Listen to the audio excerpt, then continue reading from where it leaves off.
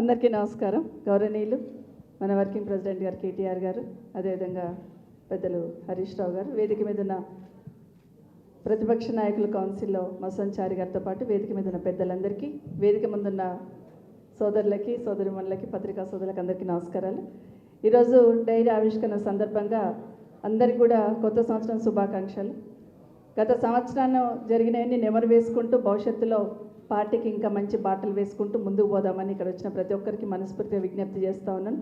కేసీఆర్ గారి నాయకత్వంలో తెలంగాణ ఉద్యమం స్టార్ట్ అయినప్పటి నుండి కేసీఆర్ గారితో 2000లో నడవలేకపోయినా ప్రతిపక్షాలు ఆ రోజు రూలింగ్ పార్టీలో ఉండి కూడా ఉద్యమాన్ని దగ్గరగా చూసిన దాన్ని నేను. ఎందుకంటే ఒక్కొక్క అడుగులో ఒక్కొక్కరు ఏ విధంగా ఇబ్బంది పడ్డారు, ఇక్కడున్న చాలామంది చైర్మన్లు పిల్లలందరూ కూడా అప్పుడు యంగ్స్టర్స్ ఏ విధంగా ఉద్యమాలు చేసేవాళ్ళు, ప్రాణాలకు తెగించి కూడా ఏ విధంగా పరిగెత్తే వాళ్ళు అనేది ఆ రోజు నేను చూశాను. ఇక్కడ ఫోటో చూస్తూ ఉంటే కేసీఆర్ గారిది నీమ్స్లో ఇంకా చాలా ఇబ్బందిగా ఉంది. మనం తెలంగాణ ఇవ్వకపోతే అసలు కేసీఆర్ గారికి చాలా డేంజర్గా ఉంది అన్నప్పుడు ఆ రోజు ప్రభుత్వం తరఫున నేను వెళ్ళాను నీమ్స్కి. కుటుంబ సభ్యులందరూ కూడా అక్కడ ఉన్నారు.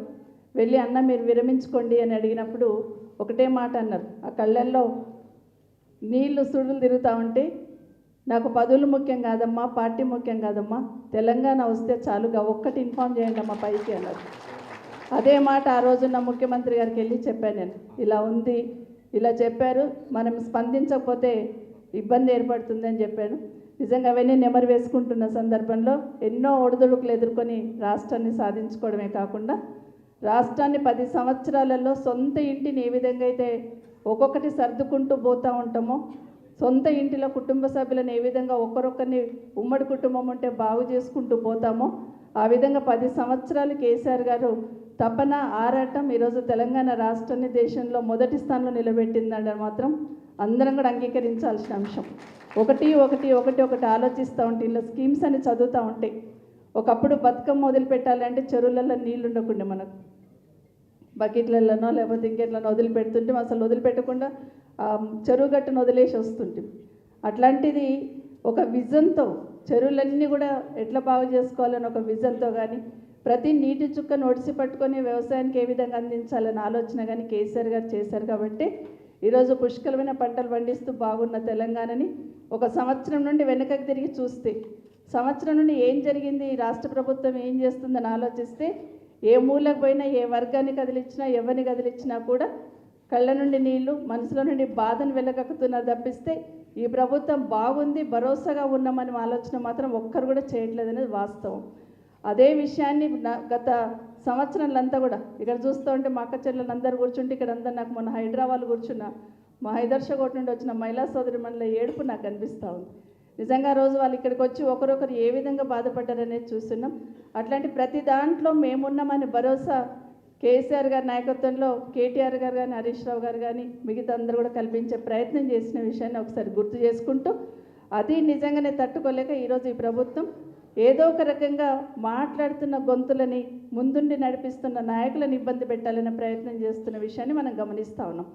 పెద్దలు ఈశ్వర్ గారు చెప్పినట్టు ఖచ్చితంగా ఎట్లాంటి ఒడిదుడుకులు వచ్చినా కూడా ఒకరొకరు ఒక కేసీఆర్ లాగా తయారై ఖచ్చితంగా ఈ ప్రభుత్వానికి బుద్ధి చెప్తూ ప్రజలకు భరోసా ఇస్తూ ప్రజలకు అండగా ఉంటూ పార్టీకి ముందుండి నడిపించాల్సిన బాధ్యత ప్రతి ఒక్కరి మీద ఉంది. ప్రతి ఒక్కరి కింది స్థాయి మెంబర్షిప్ తీసుకున్న ఒక అభిమానితో పాటు కార్యకర్తలందరి మీద కూడా ఉందని కూడా మరొకసారి మనవి చేస్తూ మనందరికీ తెలుసు కేటీఆర్ గారిని ఏ విధంగా ఇబ్బంది పెట్టాలనుకుంటున్నారో ఒకసారి మనమందరం గమనిస్తే ఒక్కసారి కాంగ్రెస్ పార్టీ ప్రభుత్వం గ్రాఫ్ పడిపోతుంది అన్నప్పుడు మెల్లిగా ఫోన్ ట్యాపింగ్ అంటారు. అక్కడ ఏముంటుంది, ఒకరోజంతా చర్చ నడిపిస్తూ ఉంటారు. ఎక్కడైనా ఇబ్బంది అవుతుంది ప్రభుత్వానికి అన్నప్పుడు కాళేశ్వరం తీసుకొస్తూ ఉంటారు. ఏదో ఒక రకంగా డైవర్ట్ చేయాలి. డైవర్షన్ పాలిటిక్స్ అనేది మనం కాదు, కింద గ్రామీణ ప్రాంతాలలో పెద్దమ్మలు మాట్లాడుతున్నారు. ఒకటి మాట్లాడుతుంటే ఇంకోటి తీసుకొచ్చి పెడతాడు ఈయన అని చెప్పి ఏదైనా చదువుకోలేని పెద్దమ్మలు కూడా తిడుతున్న విషయాన్ని మనం గమనిస్తూ ఉన్నాం. ఏదో ఒక రకంగా డైవర్ట్ చేయాలనే ప్రయత్నం. మొన్నైతే రైతు భరోసాకు సంబంధించి ప్రశ్నిస్తారని ఒకే ఒక దాన్ని డైవర్ట్ చేయడానికి కేటీఆర్ గారి కేసు కూడా ముందు తీసుకొచ్చిన విషయాన్ని మనం గమనిస్తూ ఉన్నాం. మనందరికీ తెలుసు ఆ కేసులో ఏమీ లేదని. నా మనవాడు 10 years ఉంటాడు. వాడు నిన్న టీవీలో చూస్తూ కేటీఆర్ గారి గురించి చూస్తున్నప్పుడు ఎందుకు అరెస్ట్ చేస్తారు నాని అని అడిగాడు. ఎందుకంటే ఇగో ఇట్లా చేస్తున్నారు, ఇట్లా మనం కార్ రేసింగ్ వచ్చిందంటే చాలా బాగా ఉండింది కదా, అది మంచిది కదా, మనకు మంచి పేరు వచ్చింది కదా, మరి వద్దంటున్నారు, తప్పైంది అంటున్నారు, కేసు పెడుతున్నారంటే వీళ్ళ బుర్ర లేదు నాని అనుకుంటే వెళ్ళిపోయింది. చిన్న మాట, ఒకటే మాట అనుకుంటే వెళ్ళిపోయింది. ఎంత మంచి పేరు వచ్చింది కదా, ఎక్కడో చూస్తాము, వీళ్ళ బుర్ర లేదు అనుకుంటే వెళ్ళిపోయింది. అంటే ఒకటి మాత్రం, రాష్ట్ర ప్రతిష్ట ఏ విధంగా పెరిగింది, రాష్ట్రానికి ఏ విధంగా ఆదాయం వచ్చిందనేది ఆలోచించకుండా అసలు ఎక్కడ నష్టం జరిగిందని కూడా వాళ్ళకే తెలియదు, కానీ కేటీఆర్ గారిని ఇబ్బంది పెట్టాలి ఒకటే ప్రయత్నం చేస్తుండ్రు. ఆ విధంగా ప్రతి ఒక్కరి మానసిక స్థాయిని దెబ్బతీయాలని ప్రయత్నం చేస్తుంది. కాబట్టి ఇంకా మొండిగా, ఇంకా ధైర్యంతో ముందు పోయి మన పార్టీని మళ్ళీ అధికారంలోకి తీసుకొచ్చి ఈ రాష్ట్రానికి కేసీఆర్ గారి నాయకత్వమే శ్రీరామ రక్ష అనే దిశగా ప్రయత్నం చేద్దామని తెలియజేసుకుంటూ జై తెలంగాణ, జై కేసీఆర్.